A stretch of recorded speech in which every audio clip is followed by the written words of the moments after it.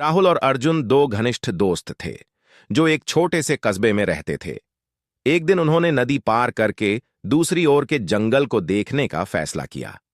वे एक छोटी नाव में नदी पार कर रहे थे, तभी तेज हवा चलने लगी और उनकी नाव हिलने लगी। अचानक नाव एक चट्टान से टकरा गई और दोनों पानी में गिर गए। राहुल तैरना जानता था, लेकिन अर्जुन को तैरना नहीं आता था।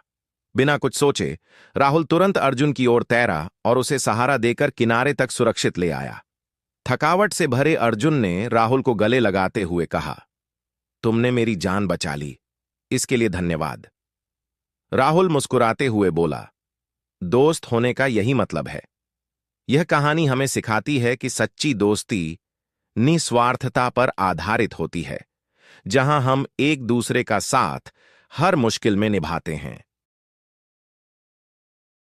गर्मी के मौसम में एक टिड्डा मौज मस्ती में गाने और खेलने में लगा हुआ था। वहीं कुछ चींटियां खड़ी मेहनत कर रही थीं और सर्दी के लिए खाना जमा कर रही थीं। टिड्डे ने चींटियों का मजाक उड़ाते हुए कहा, इतनी मेहनत क्यों कर रही हो? अभी तो ढेर सारा खाना है। चींटियों ने उत्तर दिया, हम सर्दी के लिए तैयारी कर रहे हैं, जब खाने को कुछ नहीं मिलेगा।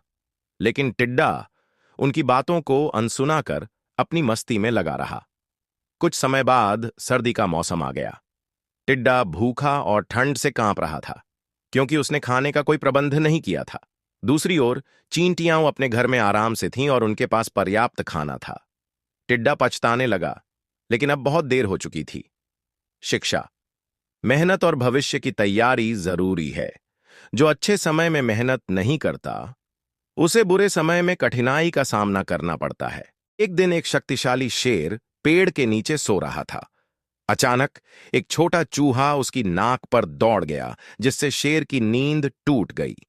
क्रोधित होकर शेर ने चूहे को अपने पंजे में पकड़ लिया और गरज कर बोला, तुमने मेरी नींद खराब की, अब मैं तुम्हें खा जाऊंगा। डरा हुआ चूहा गिड़गिड़ाते हुए बोला, मुझे छोड़ दो, मैं वादा करता हूं कि एक दिन मैं आपकी मदद करूंगा। शेर ने हंसते हुए चूहे को छोड़ दिया। कुछ दिनों बाद शेर शिकारी के जाल में फंस गया। उसने खुद को छुड़ाने की बहुत कोशिश की, लेकिन असफल रहा। उसकी गरज सुनकर चूहा वहां आया। उसने अपने तेज दांतों से जाल को काट दिया और शेर को आजाद कर दिया। शेर ने आभार व्यक्त करते हुए कहा, मैंने तुम्हें कम आंका था, तुमने मेरी जान बचाई। सिख, कोई भी मदद छोटी नहीं होती। एक समय की बात है, मशरूम किंगडम में प्रिंसेस पीच एक पार्टी का आयोजन कर रही थीं। तभी बुरे राक्षस ने हमला किया और उन्हें किडनैप कर लिया। बहादुर प्लम्बर मारियो अपनी मित्र को बचाने के लिए एक साहसिक यात्रा पर निकल पड़ा। वह रंगीन दुनियाओं से होकर यात्रा करता, रुकावटों को कूदता, चालाक दुश्मनों से लड़ता और चमचमाते सिक्के इकट्ठा करता।